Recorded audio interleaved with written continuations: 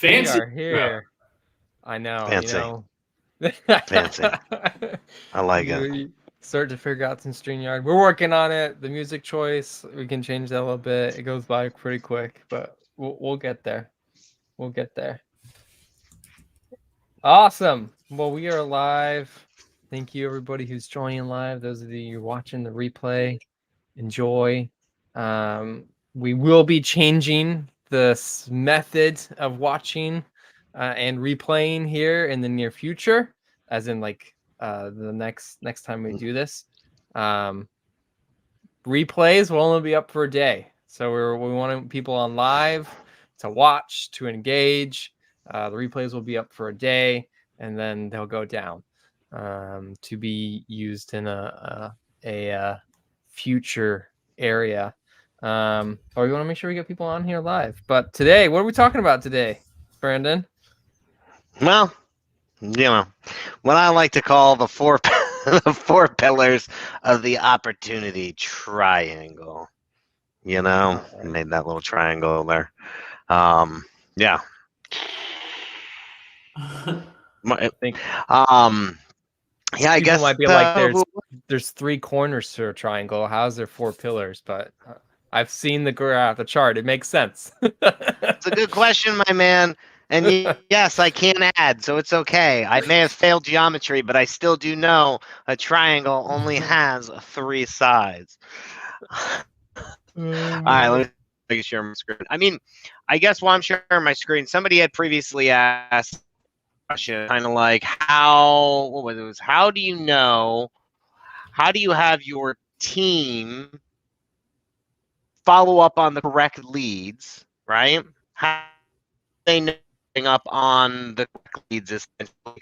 Do you make sure that you convert your leads properly? Like we had that question last week, where the leads come from, right? Mm-hmm. Yeah. So this share screen kind of answers how I make sure my acquisition, my follow specialist, I mean, literally everybody, each person has a separate corner of the triangle, how they make sure we're on the correct lead. Can you guys see my screen? We cannot yet. It has not popped up into the StreamYard options.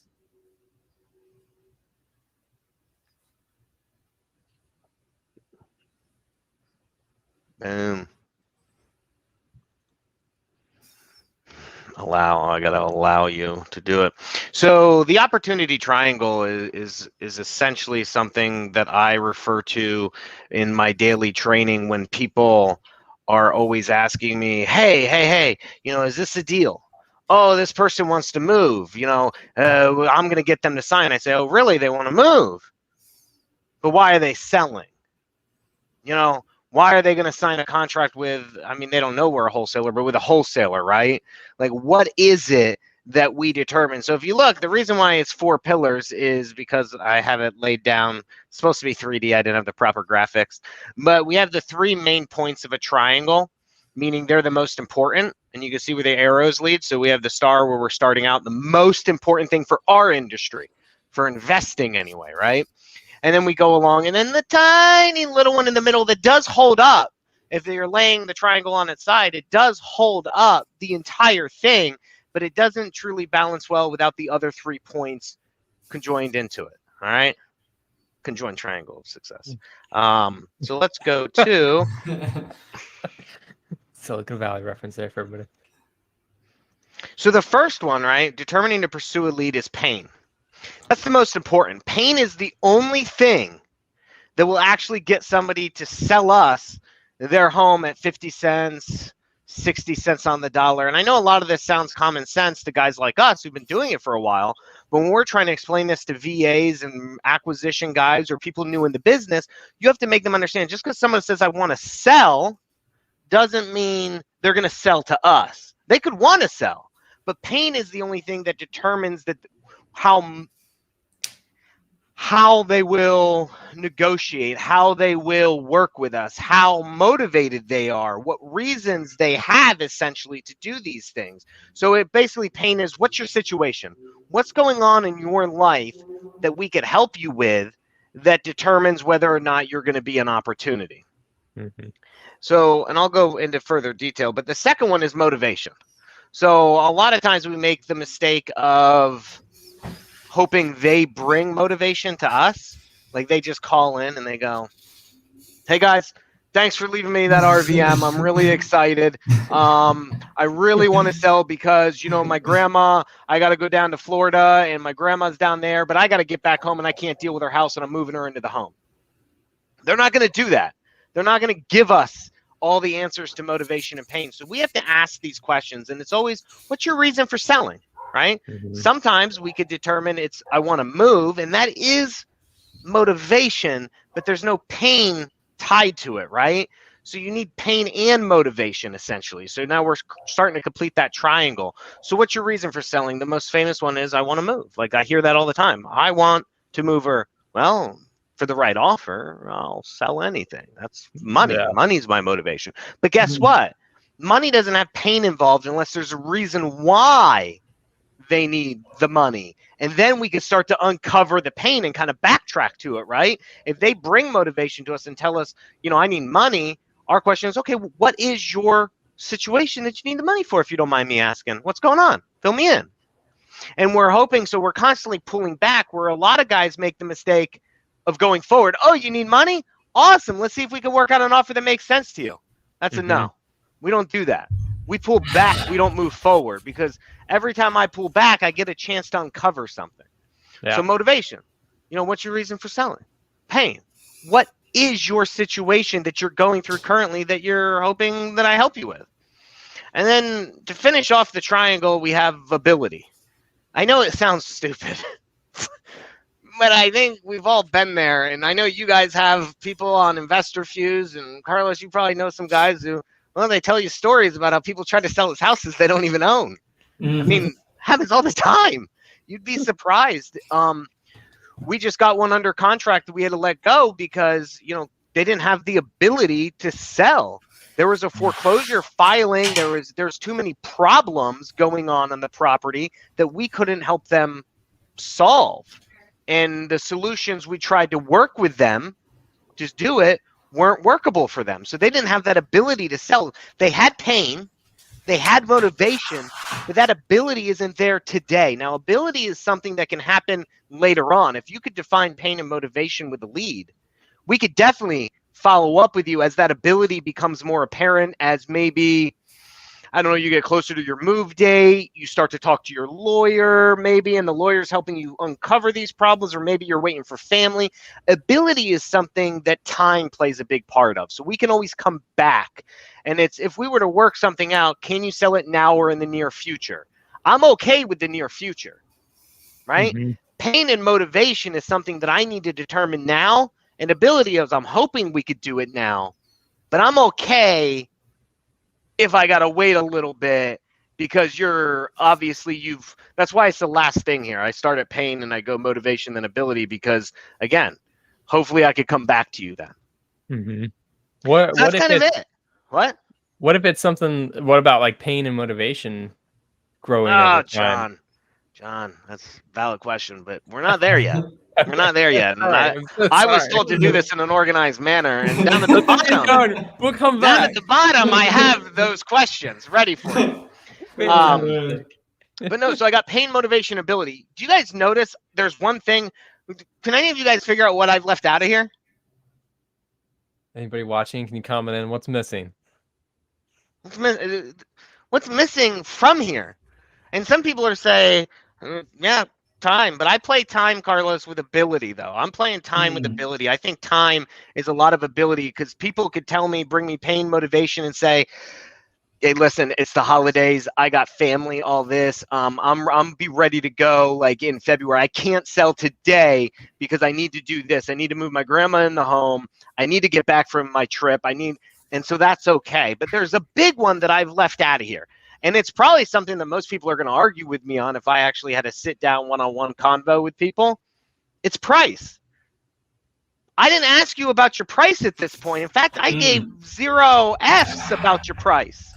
I didn't ask you. We haven't discussed price. I don't want to discuss offer, because it is the least important thing. It means nothing to me. In fact, I hope I don't discuss price for like the entire first call. Maybe at the very end, if I determine they have pain, a lot of pain and motivation, and they are able today, then price comes into play. But there's no reason why I'm giving you an offer if you don't have the ability to sell today. Yeah. There's no need, because now you're hanging on my offer, and the only thing that's going to happen is later on you're going to try to get more from me. So is there a price, and I say price or deal because I want to respect the fact that not everything has to do with price. A lot of seller financing, price is irrelevant if you get proper terms, like creative deals. But is there a price or deal that makes sense to both of us? But even on creative deals, I would argue that the price deal aspect is the last thing, because the first thing is pain and motivation. In order for someone to give you the proper terms, they have to need or want something. There's a reason why. Maybe they're old, and they want their money to work for them. They don't want you to give them $80K in cash, and then they just have this money sitting here that we all know is devaluing every day they decide to print, but that's another conversation, So maybe instead they say, you know what, I'd rather be your bank. So that way I have retirement income. Instead of being the landlord, I want to be the bank. And so that's pain and motivation tied together. They're motivated to have income, and their pain is their age, that they're aging out of having any stable income, and they don't want to deal with this property because as a landlord, you have repairs, you have to manage tenants. So instead they want to be the bank. Mm-hmm. So whether it's price or deal, it's the last thing for me. And that's why it's in the middle, because you can't have price without the other three parts. You can't complete a triangle without it, but at the same point, it holds up the center. You can have pain, motivation, and ability and be dead in the water if you can't get price. You can have everything, and you can have a real stubborn person, because here's a good reason. Realtor comes in, and it just happened to us, and says, your home's worth $1.2 million. I'll sell it for you today. And you're like,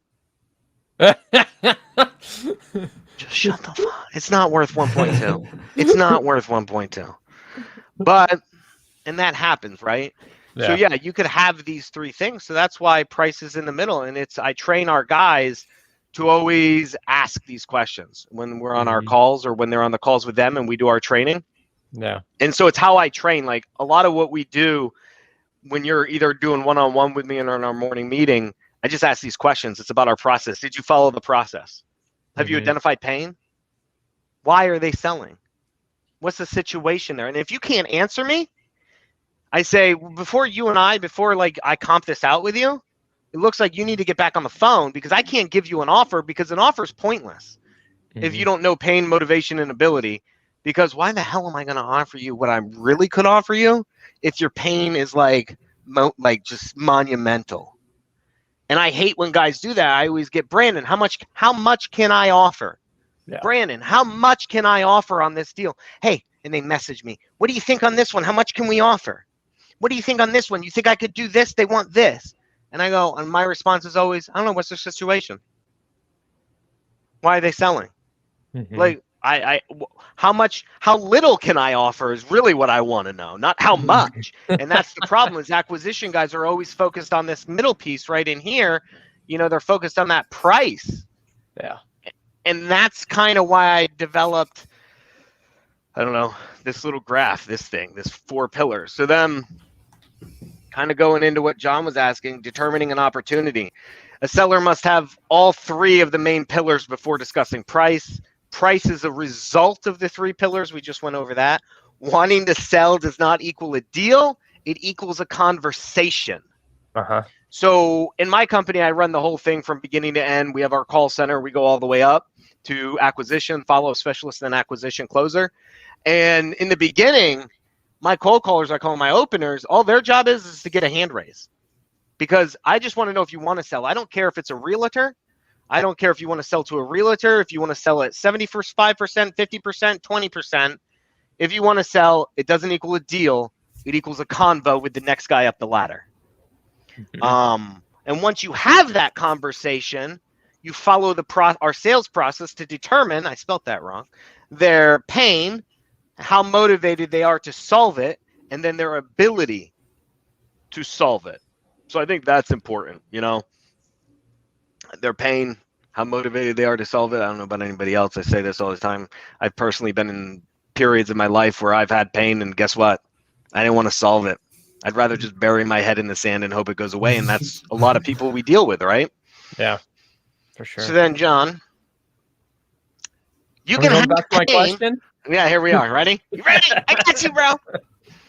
You can have pain, but if you're not motivated to solve that pain, no amount of value and help, right, is going to change someone's mind. Like, I can't convince you for help. Like, I mean, forget housing. We have those people in our life where you want to help somebody in something and they just don't want it, right? They must need to accept our help.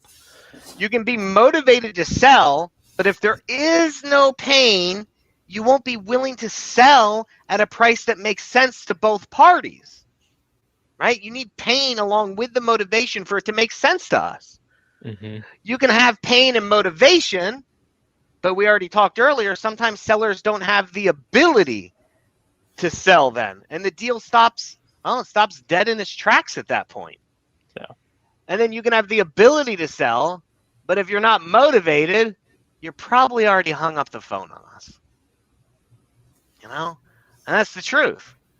So like, and I always call like the very last one, I don't know if it's covered up on the screen or not because of what I'm looking at, this little thing, and that's fine. All it says is, what if they're motivated with no pain, but they want to sell? I just call that a realtor lead.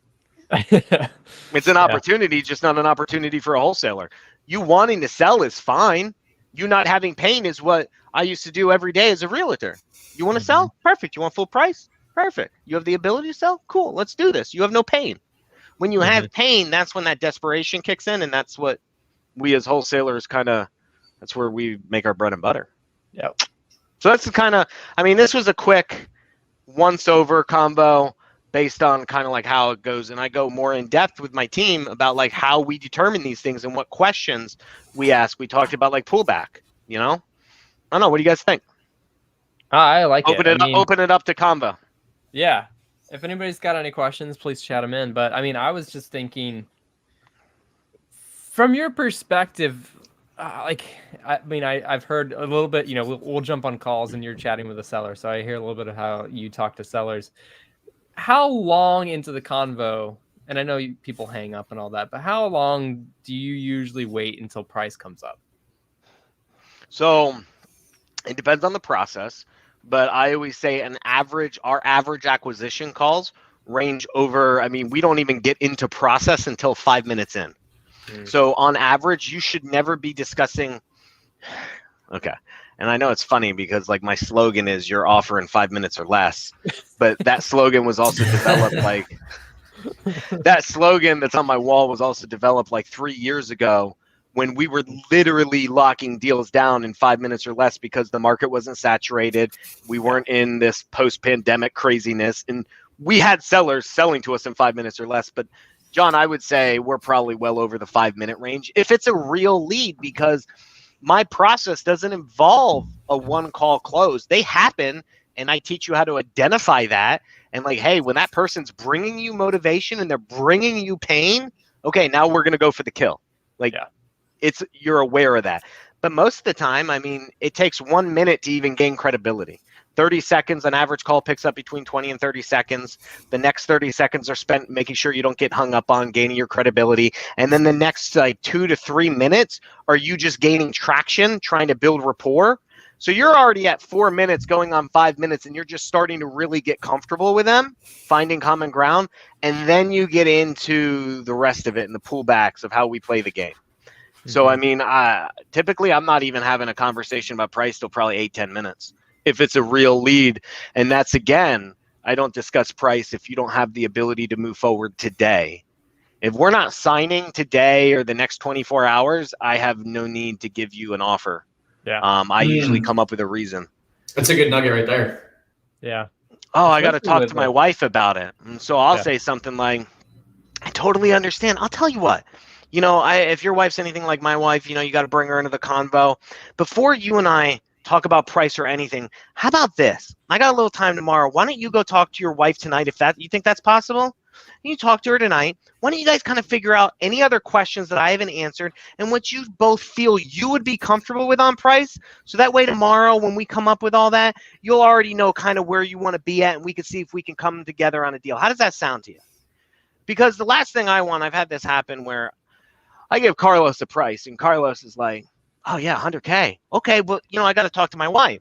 And I can get the wife on the phone, all kinds of tricks they teach you. But the real thing is what I usually call the second person always thinks that that's not enough money if they haven't talked about it previously. If they have, they already have a price in their mind. But if I'm the first guy to make you think about this and really bring that convo up in the family because you've been putting it off, the wife's going to go, yeah, that 100's nice, Carlos. But I'll tell you what, when you talk to him tomorrow, tell him we want 110. Now, I've already given you my offer. And now I'm left looking like a you-know-what, having to give up more money, and I need to get something in return. Yeah. Yeah, 100K sounds good, but I got to talk it over with the old ball and chain. And I have a bunch of, there's rebuttals. Well, what do you think your wife's going to say? Have you guys talked about it previously? Let me ask you something. Is it possible you think we could talk to your wife right now, get her on the phone? I mean, there's many ways we could do it, but I find I like to control the power situation.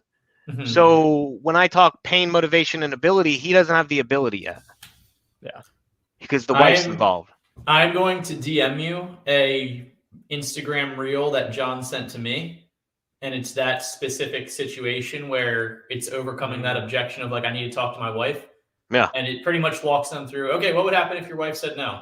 What would happen if your wife said yes? If they said no, do they still want you to solve this problem though? It's a few specific obstacle that goes well with yours. I'm gonna shoot it over to you there, BP. Excellent. I love it. I mean, so what I do, the whole thing is. So I got you. That's what you're sending me. I mean, there's so many ways to do it, and everyone's got their style. My style is pulling back. I make you want me.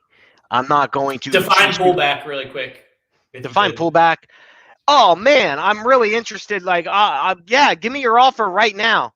I'm ready to go. Oh man, that's great, Carlos. I really appreciate that. I'll tell you what, I mean, we could definitely get to the offer situation, but I feel like before we do that, there's probably a few more questions I got to answer for you before you really feel comfortable moving forward today. And then you're going to either tell me yes or no there are. And then I'm going to again pull back, and it's a tug and pull game because I'm trying to take away everything you're going to use against me.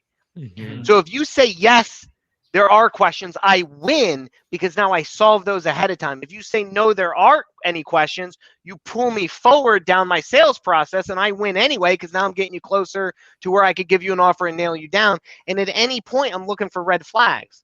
Yeah, send me over the contract. I'll pull back again, even though they said send the contract.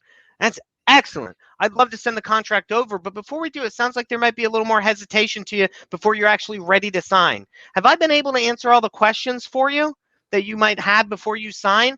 You think you might want to be able to review this with anybody? And so now I'm looking, are there any deal killers or decision makers? And I want him to keep saying, nope, no, I'm good, nope. And he keeps pulling me back forward. That's an awesome tactic. So yeah, I mean, and that's the pain, motivation, and ability, the whole thing. I'm pulling back the whole way through it, waiting for them to give me confirmation or give me what I'm really hoping for is I just want them to say no to me because I don't want to waste my time. Say no to me and I'll move on to somebody else. The last thing I want or I want my team on are those leads that, you know what I mean? They leave you dangling and they're wishy-washy. And they get our hopes up and they're teases. That's a good way of saying it. They're teases. Yeah. So. Love it. I think that's awesome. And I mean, I was really curious on the time because, I mean, I've never done acquisitions for real estate investing. So I was curious, how long does it take on average to get to that point where you finally do start talking about price? So just, 5 to 8 minutes, plenty of times to go around all the corners of the pyramid there. Yeah, I mean, the other thing is I'm not even saying I get to all corners on one call. So with IF3, if any of the watchers have IF3, they know it tracks your touches, right? So a lot of times I'm not even getting to price within the first 2 or 3 touches. It could be a couple touches as I'm working stuff out. I mean, 90% of the leads out there have a little more major problems than just, I got a vacant home that I'm trying to sell and I'll sell it to you today. And that does take a little bit longer. So it could be multi-combos before we really hone in on price. I'll give you a range. I can give you a rough ballpark on the later on in the 8-minute mark just to see if we're even on, in the game together, but I'm not gonna pinpoint anything. I can tell you what other investors are paying for properties like this. Yeah, I could tell you. And I was like, oh man, I see another investor over here paid like $50K for a property. Is that kind of what you were thinking? Is that why you called? Is that what you were looking to get? And they'd be like, no. I know. I was surprised they got it that cheap too. Holy shit. I gotta call that seller. Oh man. But yeah, I mean, I think the only thing I abhor more is like I hate the people who sell the package that says, I can give you the lines that'll make somebody want to sell. I'll teach you the rebuttals and the objection handling. And it's just not true. It's a house. It's not a phone plan. I'm not going to trick you into selling your house. There's no slick line that's going to get me to have you sell your grandmother's house and get her moved out in the next 60 days without you feeling some type of remorse that I'm battling you on contract and assignment, like notice and memorandums and shit. So yeah, I mean, I build the rapport. I go for more empathetic sales. Yeah. I love that. Empathetic sales indeed. What do you think, Carlos? You think other people do more of this, or what kind of tactics do you see? I would say less. I would say less than this. I think some people, and I think it's a lot of a volume game too. Like, I think if they have a lot of leads coming in, they might try to talk price a little bit earlier so that they kind of filter out more people, but they're not capturing as many potential people as you are. If you're really waiting 2-3 touches to talk price and you're only really making, I think my favorite thing that you said is you're waiting within 24 to 48 hours of actually giving them a price or making an offer until they're actually ready to do so. I think that's like the number one thing that I heard that everybody could use in some form or fashion. Yeah, I agree. I think they jump for price. They're hoping that solves all. Like, I forget who it was. Some guy, I mean, I've learned so much from so many people in my life, books and podcasts and everything. Somebody once said that we're selfish and we get on a call hoping that they bring motivation to us. And that's kind of where I get that line that I used earlier, is like, people want them to bring us motivation. And he says, why? Why would they do that? Would you do that? No, like, it's our job to pull it out, right? And like Carlos said, it takes like those 24 hours, 2 calls or whatever it is, to really make somebody comfortable. Because I don't know, how many times have you guys heard like the biggest complaint, like, are you a scam? Yeah. How do I know you're real? Yeah. I'll take my time with you. That's how you'll know. Yeah. That's the only thing I can say is I'll work with you on this. Everyone else is going to try to get you to say yes and sign something today. I want to make sure you're comfortable. That's most important. But there are the people that worry about price, the sellers. And that's not who I go after. I'll let your other clients go after that. You guys want to battle it out on price? I'll never win. I will lose, and I'll be the first to admit I'll lose every time on price. I'm not going to pay top dollar. I'm not going to be that guy. If you guys watch my Instagram, when I go through like other wholesalers' deals, I'm not going to be that wholesaler that's selling you a house at 145 with an ARV of like 200. That's not going to be me. Like, I'm going to make sure it's a fair deal for everybody. And in order to do that, I have to work through empathy with the seller. I love it, though. Awesome. I hope there's never a time that I'm not on the phone with sellers. Like, I hope even as I age, like, I enjoy a good seller convo. Especially old people. Yep. Old ladies love me. Hopefully there's no old ladies watching this. Yeah. I'm married, ladies. The answer is no. But old ladies do love me. little example of a pullback tactic there. Yeah. Yeah, man. I mean, I've and a lot of it, if you think about it, is just use real life. Like, how many times, like Carlos, John, like, we've all bought things. How many times do we buy things based on emotion and not on price? I don't wear the cheapest stuff. Carlos, you got Puma on, bro. Like, that ain't cheap. I see you got your AirPods. That ain't. Now, John buys cheap shit because look at, he doesn't have AirPod Pro. Like, he's wearing like the 19, what are those? Like the original AirPods, dude? Yeah. Oh, you got, okay, there you go. But you got the ones, the corded ones on. Wired and when sitting at the But desktop. Carlos, does it make sense? Could you use the ones John has? Like, you know what I mean? Like, it's not even about price. I don't buy the cheapest stuff. I buy shoes that are twice as expensive. Yeah, there you go. That's in the drawer. In the drawer. I got an expensive microphone I don't even freaking use. I use these instead. But you buy these things because you feel. They make you feel good, like you want them. You're out shopping and you start to imagine yourself. Like, I think, man, that would be really cool on John and Carlos's little podcast if I had this microphone and like I had a cool little speaker and I had a light up here. Even though I'm not using it, I imagine myself. So it sells me. I sell myself. And that's empathetic sales, where I'm selling to your emotion. And that's what I try to explain to people, as people don't buy based off price anymore. We'll buy some expensive shit off Instagram because we think it's going to make us cool or it's going to make us comfortable. We envision our dogs, our kids, our house with this product. And all I want you to do is envision how nice your life will be when you sell me the house and you get rid of that pain. Yeah. Human wiring 101. Boom. Love Manipulation, it. But but I think it's anti-manipulation in a sense, because I'm not trying to trick you. Yeah. Right. Like, I feel like the other sales guys, what was prevalent years ago with let me give you the quick line to rebuttal somebody. I think that's more manipulative than selling to emotion. Definitely. We got any comments in the chat? I don't know. My screen's not working. Any comments? There are people watching live, so if you have anything you want to say about this, please let us know. And then, but yeah, I think this was great. I like the short and sweet, and some great, fantastic nuggets, and just discussing it's great. Yeah, I think the key though is that. The whole point of what you and I and Carlos are talking about here is not for us, like as leaders or managers.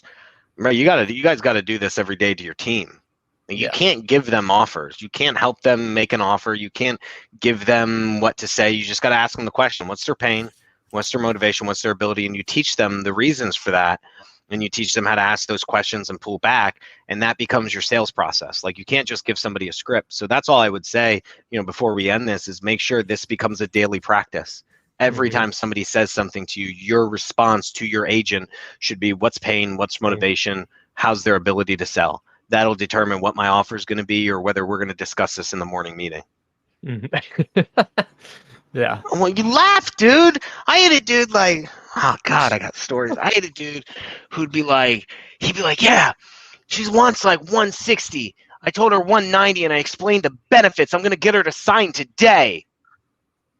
Wait, I'm like, why is she selling, bud? Like, well, she said she wants to move. I'm like, so she wants to move, and she's gonna come down $70,000.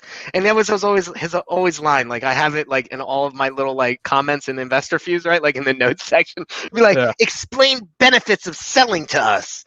Like, what benefit, dude? Like, we have no benefit.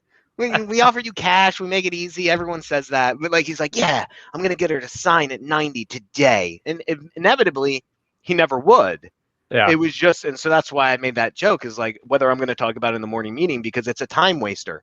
And it also sets a bad precedent for the rest of the team on the morning call, because they hear this guy talking about these deals that don't actually make sense. And he's not talking about pain, motivation, and ability like he should be. So I want to squash that. I don't like that. It creates burnout and unrealistic expectations. Yeah, I was just laughing because those are the two options of, we'll talk about it or it'll be in the morning meeting. Yeah. That's it. That's all you get, bro. That's awesome. Well, we haven't got any comments, so I think we can kind of call it here. And I mean, we're recording this on December 17th, so this will be the last one of these for 2021, and then we'll get back to this on 2022. And the format is switching for those of you that stuck around for the 34 minutes here. Show up live or watch the replay within 24 hours, because these are disappearing. They're gold. They're awesome, but we want people in here chatting with us, so we want to, Yeah, kind of man. encourage you to be here. I feel like I get, I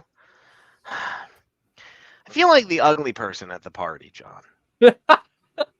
Why? I got good personality, but in the end, they don't want to hang out with me. Weird, isn't that? I know you guys are, but they're in here and they're only getting, they wait and they're like, I'm just gonna watch the replay. I don't want to see Brandon live. You know what? If I had a chance to see a young Jim Carrey live, I would have done it. I wouldn't have waited for it to come out on pay-per-view. I would have went there. I would have seen it. Absolutely. So I'm just saying. I just feel like that's what we're gonna force them to entertaining. Come here. It's educational and entertaining. I feel like that's missing. Carlos is smiling the whole time. I am. I'm entertained. I'm getting educated. That's what it's all about. We need to make entertainment a big variable of lives again. I feel like all it is all the time is like just, I don't know. I'm not trying to bash anybody, but it's always like some type of like sales pitch of buildup of like clout, like they're always trying to like do something, show you how much money they make. I don't care how much money you make, man. I just care about how long you've been doing it, how good are you, and how do you think about it? You know what I mean? Like, what's your theory? Like, can you actually come up with your own ideas and manage your team properly? And I think that's a big thing, and like, and joking around while doing it. Like, dude, if this isn't fun, why are you doing it? Why are you doing it? I know why they're doing it is because, again, people see quick money. And so they come in, but it's got to be fun, man. I have fun talking to sellers.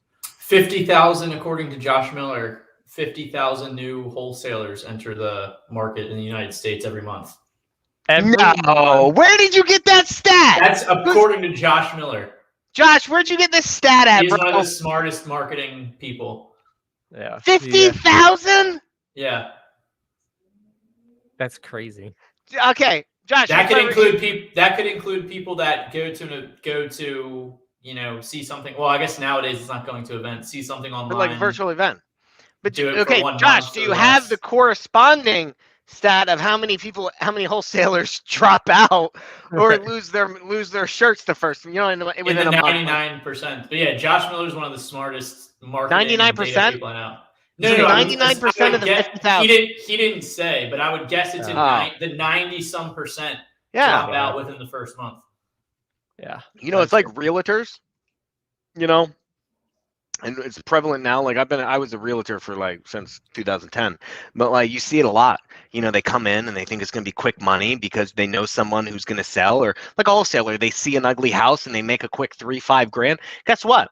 3 to 5 grand is a shit ton of money when you have another job and you have no team and you have no systems and you have nothing. But 3 to 5 grand doesn't pay anything in my office. Yeah. It's paying my freaking, not even like any part of my marketing. You know what I mean? Like, and that's the thing. They come in, they make this quick money, but then as they start to bill, it's hard to live off of money while you spend. I had an old guy tell me that once about flipping. And he's like, flipping can be fun as long as you're not trying to simultaneously live off the profits that you're making on each flip every month, because then it becomes a laborious chore. He goes, and it's really hard to scale. He goes, you need to have some income saved up so you don't eat away at your flip profits. Otherwise, you're going to hate what you do. And that's why, I love flipping because it's not our main business, Parker probably doesn't like it because he's always stressed out about what materials he's got to get. Yeah, he bought the wrong tub today. So The wrong tub? Oh, that's funny. But 2 weeks ago, I had to go pick up a different tub. But yeah, 50,000. That's crazy, man. That's a good stat, though. Yeah. But I think that's it, right? And like we talked about, like if they're not going to have fun, they're not going to have fun. No. Like they're going to come in because they think it's quick money, and then they realize, oh shit, it's 60 days, right? Like, and I haven't made any money, or I made $3 grand, and I got my first 20 grand check. That's why I always say I don't care about how much money you make. I care about how long you've been doing it. How long have you survived in this business without having to get another job? Yeah. And that's what matters, to me anyway. Definitely. And I don't care about wholesaling. Just in real estate, like you could wholesale and then flip and then develop, and that's what I love about it, man. Is you could do so much. Like you guys, software. There's so many facets. Did Josh respond to you? Did you message him about how many people? No, fill out? I didn't message him. I can. He's also moving to Paris. He's in the process of moving to Paris right now. What? He spoke during the 80/20 Academy, the 2-day intensive. That was Tuesday and Wednesday of this week. He spoke Tuesday, and he took the call from a hotel as he's moving from Seal Beach in Los Angeles to Paris. That makes sense. Everyone's exiting LA. Same guy that liquidated. He had like 120 single family house portfolio of rentals in like Omaha, Nebraska area. Liquidated it all and put it all into Bitcoin. And that was like my man. three years ago, maybe. Yeah, smart man. Yeah, I mean, very smart. Well, I liquidated my rentals, but I did not put them into Bitcoin. Josh has a leg up on me. I'm both regretting the not putting it into Bitcoin and also regretting the selling because prices then quadrupled after I sold all my quads and duplexes. You're building a quad, aren't you? I'm building 4 quads. 4 quads. So I got we picked up an acre in downtown, and so you could put 22 units, up to 22 units on it, but with like the amount of surface area you have to have, impervious surface and everything, we could probably fit about 16. So we're starting off on one lot with 1 quad for pre-sale, and then I'll move it on to the other ones. So yeah, it was one of those things, man. Like it was a wholesale deal, and I got the guy down for like, it was a really low price, and I anchored him even lower. I anchored him at half of what I settled at, and it was that same line Carlos and I were just joking about. Oh, I see other people selling it at this price, and he goes, "Oh no, I'm thinking up here." I'm like, yeah, exactly. That's why I was just saying, like, wow, I can't believe they even bought it that cheap. Yeah, were these guys raised by a pack of wolves? I mean, how would they even do them? Exactly. But he was a good old dude, and so I bought it, and I was thinking about wholesaling it, and we could have made like a very healthy wholesale fee, but I'd never developed. So kind of like what we just said, like there's so much to do in here. I found some partners, and now I'm developing it, and I think it's pretty cool. Nice. I've never built multi-units before, so we're going to put up about 16 units over the next year. So that'd be cool. Hopefully, God willing, everything's got to go right. We just had to switch the plans from block to framing because block is really hard to get in this area right now. So wow. Why? The big builders are eating it all up. Oh, okay. It's just tough. But then again, I'll probably do this and then get ready to build, and then framing wood will be hard to get. So, it's right now it's a crapshoot with all kinds of, I'm sure anybody on this call knows that. It's tough getting all kinds of materials right now. But anyway, we got way off topic. Oh, good. That's what the fun part is at the end. Meet at the beginning and stay for the entertainment at the end. I know. Carlos, so here I want to give Carlos a homework assignment. I feel like for our next call, we need more stats. I feel like that stat right there was a phenomenal conversation starter. 50,000 wholesalers entering the market. I would like to know more about like the wholesaling industry, like stats of like, I don't know if that guy or who you know, because I know you know a lot of people, man. Like, I don't know if you have those stats handy, but like that, I think that helps business. It helps your business or like anybody's business on this call understand the market and the industry that they're in. And that's not, people don't really talk about that kind of stuff. Yeah, I don't have those stats, but definitely could get those. Some of those are readily available. A lot of them on this industry marketing data is going to be Josh Miller. He's Miller. So genuinely interested in that. So I'll follow up and get that stat from him. I'll shoot him a text. I got dinner with him the last time I was in LA, actually almost 2 years ago to the date. But yeah, I'll follow up. I'll shoot him a text. But yeah, I thought that was super fascinating. One thing that's more qualitative that I notice that kind of speaks to that point is I started wholesaling right when I graduated college at the end of 2013 into the beginning of 2014, and did that for 2.5 years, and then started working with Investor Fuse right at the tail end of that. But when I was wholesaling, I would talk to like local agents or friends, and I would say close to 0% of people knew what it was unless they were wholesalers. Now I talk to friends. I think I might have mentioned this on one of the last lives that we did with BP here, but now I talk to friends that are like mortgage loan officers or agents. Now it's almost the complete opposite. Where like in the 90 percentiles, they've heard of wholesaling. Everyone's heard of it. Mainstream, yeah. Bro, we didn't even call it wholesaling back in the day. Like I didn't even know what I was doing was wholesaling. I called it sliding deals to people. I was just sliding deals to my investor buddies, and I was getting paid. Like, I didn't know. I mean, I wasn't doing it like this. There was no structure to it. I wasn't doing it like you back in the day. I was flipping. But then when you didn't want a deal, what did you do? I would slide it over to this guy and make like something. option contracts, and then they have it in books too. Like in Rich Dad Poor Dad, he does an option contract in Arizona. In like the Trump book, in some of the Trump books, which I haven't read, but I heard he does like option contracts for like huge buildings in New York. Yeah, which is the I've same never heard of exact those. thing. Yeah, that'd be pretty cool. I'd love to do that. But I mean, that's the thing is now, like you said, man, now everybody, it's Instagram, YouTube. I mean, it's all there. And that's why 50,000 people come into it. The quick money. Yeah.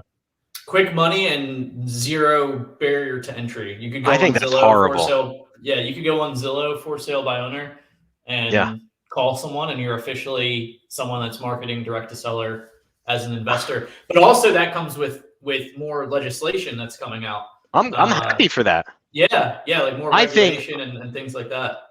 I think the way, I don't know if it ever passed in Philly, but like I know the way some of them are doing it, I think is garbage. Like the one in Philadelphia, I thought was real stupid. How the Association of Realtors had to approve things. I think that's just realtors trying to get their hands dirty. But I think there should be, because I think there's a huge disservice to homeowners with some of these people coming in, and that's okay, because I'll just buy the deal and double close it. There's always a way around it, but it'll create what Carlos is saying, that higher barrier to entry. Where those people who can't do those types of things and can't line up transactional funding or have their own cash, they won't be able to do it. And I think deservedly so. They should, pay their dues, work their way into the industry, pay your dues, and then eventually, if you're good at what you do, you will be rewarded with those abilities. Yeah, I agree with that as well. Nothing comes quick and easy, at least nothing good anyway. And if it does, it's usually lost just as fast. No. Become a realtor, you gotta get a license. Huh? To become a realtor, you gotta get a license. Yeah, I know. And even that's a low barrier to entry. There's some. I can say that because I'm a realtor, but All right, guys. Cool. Hey, we're ending here now. We're just chit-chatting. I appreciate you guys having me on again. We'll keep going with this. And hey, guys, I appreciate everyone who watched. Absolutely. Thank you all for showing up and coming, watching the replay. And then, next year, it's going to be even better and different. All right. Let's do it, guys. Merry Christmas. Merry Christmas. Happy holidays, New Year's. Everything, PP. Thank you, man. Definitely check out that guy that I sent you on Instagram. He's absolutely amazing. Oh, I was Googling Josh Miller too. So that's the book I need you to read, Brandon. You got to read that. All right, I'll check that out. I'm on it. Boom. Christmas vacation. Yeah, you go. Lock and load.